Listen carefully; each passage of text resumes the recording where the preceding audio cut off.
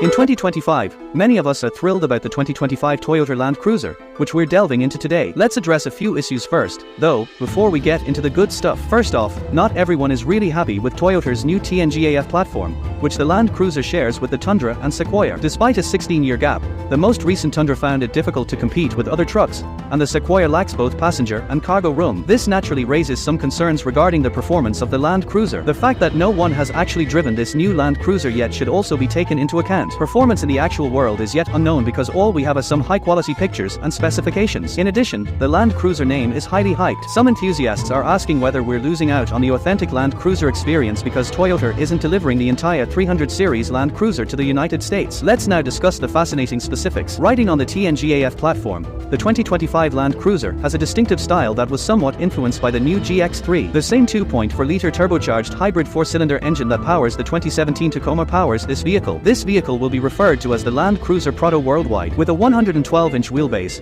full-time 4-wheel drive, and a detachable sway bar for off-road excursions. It stays true to the Land